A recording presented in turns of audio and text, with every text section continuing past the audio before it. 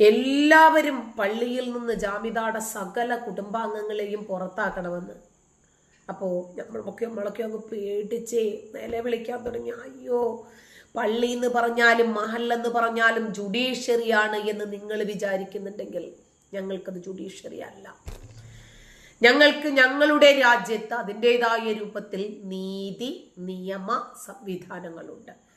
അതുകൊണ്ട് പള്ളിയിൽ നിന്ന് പുറത്താക്കിയാലും മഹലിൽ നിന്ന് പുറത്താക്കിയാലും ഞങ്ങൾക്ക് നിങ്ങളിനെയും എത്ര വലിയ ഭ്രഷ്ടുകൾ കൽപ്പിച്ചാലും ശരി, ഞങ്ങൾക്കൊരു ചുക്കുമില്ല. അങ്ങനെ നിങ്ങൾ ഈ പള്ളിയും ഒക്കെ പറഞ്ഞ് എത്ര കാലം പേടിപ്പിച്ച് ഈ മുസ്ലിങ്ങളെ ഈ മതത്തിന്റെ അന്ധതയിൽ പിടിച്ചു നിർത്തും. ബുദ്ധിമുട്ടായിരിക്കും കേട്ടോ. കാരണം ഇന്ന് ഏറ്റവും കൂടുതൽ ഈ ഉസ്താദുമാരെ വിമർശിച്ചുകൊണ്ടും ട്രോളിക്കൊണ്ടും രംഗത്ത് വരുന്നത് തന്നെ യുവതലമുറയാണ്, മുസ്ലിങ്ങളാണ്. ഇപ്പോ എനിക്കറിയുന്ന ഒരുപാട് യൂട്യൂബർമാരുണ്ട്. അവര് തന്നെ run away from the parents എന്നാണ് കേട്ടോ ബെസ്റ്റ് ഫ്രണ്ട്. ഞാൻ പറഞ്ഞുതരാം. അപ്പോ ഒരുപാട് ആളുകൾ, യൂട്യൂബർമാര്, ജേർണലിസ്റ്റുകൾ, ഇവരൊക്കെ ഈ ഇസ്ലാമിലെ ഇത്തരം മത പുരോഹിതന്മാരുടെ വിടുവായത്തരങ്ങൾ ഇട്ട് തലക്കിക്കൊണ്ടിരിക്കുക. ഇപ്പം MM അക്ബറിന്റെ പീസ് സ്കൂളിൽ പഠിപ്പിച്ചത് എന്താ? 7 വയസ്സുള്ള ഒരു കുട്ടിയോട് തന്റെ ബെഞ്ചിൽ അടുത്തിരിക്കുന്നവനോട് എങ്ങനെ പെരുമാറണം, എങ്ങനെ മതം മാറ്റാം, 8 വയസ്സുകാരൻ പഠിക്കേണ്ടത് അതാണോ? ആണോ? നമ്മള് കളിപ്പാട്ടം വെച്ച് കളിച്ചിരുന്നു.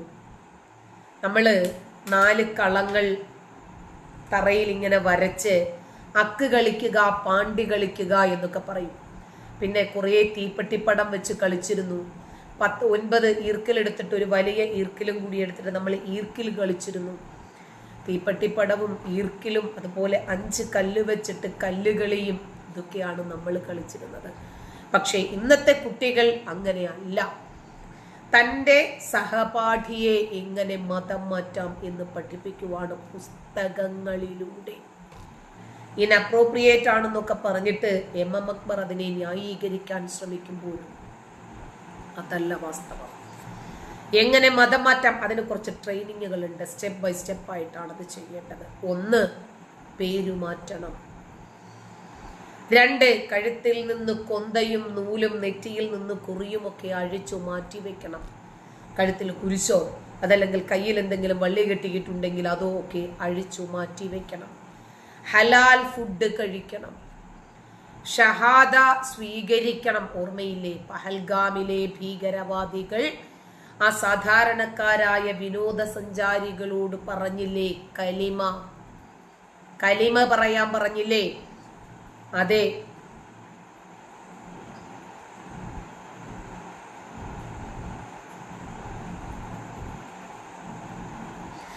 ആ കലിമ. അപ്പോ സത്യസാക്ഷ്യ വാക്യം പറയണം. അഷ്ഹദു അൻ ലാ ഇലാഹ ഇല്ലല്ലാഹ് വ അഷ്ഹദു അന്ന മുഹമ്മദർ റസൂലുള്ളാഹ്. പിഴച്ചോനല്ലാതെ ഒരു പിഴച്ചോനും വേറെ ഇല്ല എന്നങ്ങോട്ട് വിശ്വസിക്കണം.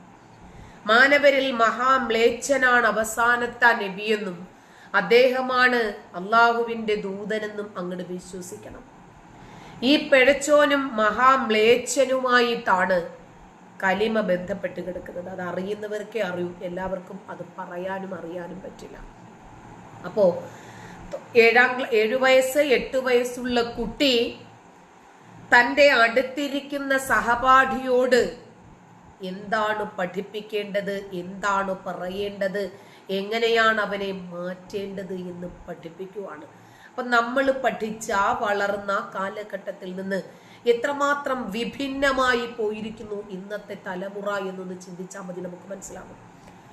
എന്നിട്ട് ഏറ്റവും ഒടുവിൽ run away from the parents. നമ്മുടെ കാഫിറുകളായ അമുസ്ലിങ്ങളായ മാതാപിതാക്കളിൽ നിന്നും ഓടി രക്ഷപ്പെടണം.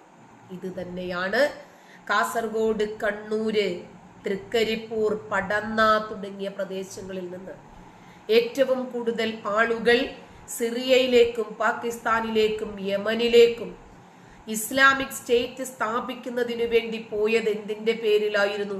ഇതിനു വേണ്ടി പോയതാ.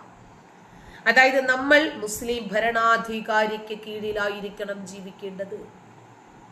ഇസ്ലാമിക ഭരണാധികാരിക്ക് കീഴിൽ ഖുർആൻ എന്ന ഭരണഘടനയ്ക്ക് അനുസൃതമായി ഇസ്ലാമിക നിയമങ്ങൾ അനുശാസിക്കും വിധം ജീവിച്ചാലേ ഒരു മുസ്ലിം ആകൂ. പ്രവാചകൻ വള്ളി നിക്കറിട്ട് പലായനം ചെയ്തതുകൊണ്ട് നമ്മളും ഇസ്ലാമിക രാജ്യത്തിനു വേണ്ടി, ഇസ്ലാമിന് വേണ്ടി പലായനം ചെയ്യണം. നമ്മൾ മതം മാറ്റണം, നമ്മൾ ഹിജ്റ പോകണം, നമ്മൾ യുദ്ധം ചെയ്യണം, ആടുമേയ്ക്കണം. അഖിലാഹദിയൊക്കെ ഉണ്ടല്ലോ, ആടുമേയ്ക്കാൻ വേണ്ടിയിട്ട് തയ്യാറായി നിന്ന പെണ്ണ. അതിനോട് 2 ദിവസം മുഴുനീളെ ഞാൻ സംസാരിച്ചത്, എനിക്ക് മനസ്സിലായിട്ട് എന്നോടും പറഞ്ഞതാണത്. ഉണ്ട് റാംബോ റാം, അത് ഒരുപാട് കാര്യങ്ങളൊന്നും പുറത്തു പറയാൻ പറ്റില്ലല്ലോ, അതുകൊണ്ട് അതൊക്കെ രഹസ്യമായി തന്നെ ഇരിക്കട്ടെ. അപ്പോ നമ്മുടെ യുദ്ധങ്ങൾ ഫലം കാണുന്നുണ്ട്. അതുകൊണ്ടാണല്ലോ കൊല്ലാൻ ആടുകൾ നിരനിരയായിട്ട് വരുന്നത്. അപ്പോ ഇങ്ങനെ 7 വയസ്സ് 8 വയസ്സ് മുതൽ ഇവർ മറ്റുള്ളവരെ മതം മാറ്റേണ്ടത് എങ്ങനെയാണ് എന്ന് പരിശീലിപ്പിക്കുവാണ്. ഒരിക്കൽ സിംസാറുൽ ഹക്ക് ഹുദവിയോട് ഒരു പ്രവാസി ചോദിക്കുവാണ്, ഓണസദ്യ കഴിക്കാമോ? റൂമിലുള്ളവരൊക്കെ ക്രിസ്ത്യാനികളും ഹിന്ദുക്കളും ഒക്കെയാണ്. അവരുടെ ആഘോഷങ്ങളിൽ നമുക്ക് പങ്കുചേരാമോ? ക്രിസ്മസിന് വിഷ് ചെയ്യാമോ? ഓണസദ്യ കഴിക്കാമോ? ഓണം ആശംസിക്കാമോ? ക്രിസ്മസ് ആശംസിക്കാമോ എന്നൊക്കെ. അപ്പൊ കക്ഷി പറയാം, കക്ഷി നമുക്കറിയാമല്ലോ, ഒരു പെണ്ണിന് എന്തെങ്കിലും ഗൈനക്കോളജി സംബന്ധമായിട്ടുള്ള എന്തെങ്കിലും പ്രശ്നം വന്നാൽ മുസ്ലിം ഡോക്ടറെ തന്നെ കാണിക്കണമെന്ന് പറയുന്ന ആളാ. അതും ലേഡി ആയിരിക്കണം. അത് കഴിഞ്ഞാൽ മുസ്ലിം ജെൻസ് ആയിരിക്കണം. അത് കഴിഞ്ഞാൽ അമുസ്ലിം ലേഡീസ് ആയിരിക്കണം. അത് കഴിഞ്ഞാലാണ് അമുസ്ലിം ജെൻസ് എന്നൊക്കെ പറഞ്ഞിരിക്കുന്ന വർഗീയത മാത്രം തുപ്പിക്കൊണ്ടിരിക്കുന്ന ഒരു വ്യക്തിയാണ് കക്ഷി.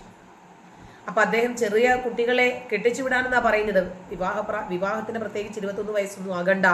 പ്രവാചകൻ കെട്ടിയത് 5 വയസ്സും 10 മാസവും ഉള്ള ഒരു കുഞ്ഞിനെയാണ്.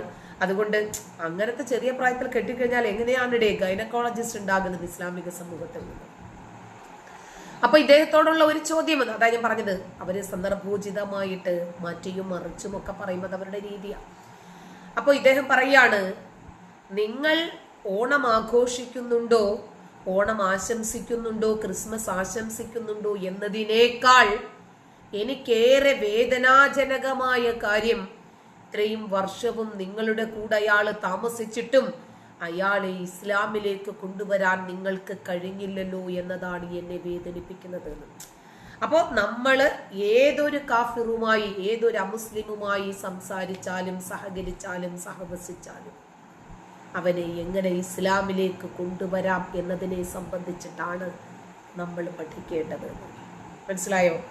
സിംസാറിലൊക്കെ ഹുദവിയെ ഓണവും കണ്ടിച്ചു, ക്രിസ്മസും കണ്ടിച്ചു, അമുസ്ലിങ്ങളും കണ്ടിച്ചു. അതുകൊണ്ടാണല്ലോ ഇവർക്ക് ഈ കേരളത്തിനകത്തിരുന്നിട്ട് ഇങ്ങനെയൊക്കെ വർഗീയത തുപ്പാൻ കഴിയുന്നത്. നമ്മുടെ മുള്ളൂർക്കര മുഹമ്മദ് അലി സക്കാഫി പറഞ്ഞതുപോലെ പല ആളുകളും ക്ഷേത്രത്തിനു വേണ്ടി വെച്ചിരുന്ന കഴുക്കോലും പട്ടിയലും പലകയും ഒക്കെ കൊടുത്തിട്ട് അവരെ മുസ്ലിങ്ങൾക്ക് പള്ളി പണിയാനും വീടുകൾ പണിയാനും ഒക്കെയുള്ള സൗകര്യങ്ങൾ ഒരുക്കിയപ്പോൾ പിന്നീട് അവരുടെ ചർച്ചുകളും അമ്പലങ്ങളും ഒക്കെ പിടിച്ചെടുത്തു പള്ളികളാക്കുകയും ഇവർക്ക് താമസിക്കാൻ സൗകര്യം കൊടുത്ത ആളുകളെ ഈ നാട്ടിൽ നിന്നും കൊല്ലാനും ആട്ടിപ്പായിപ്പിക്കാനും മതം മാറ്റാനും ഒക്കെ ഇവർക്കിവിടെ നിലയുറപ്പിക്കാനും സാധിച്ചില്ലേ? ഇങ്ങനെയൊക്കെ തന്നെ സംഭവിക്കൂ.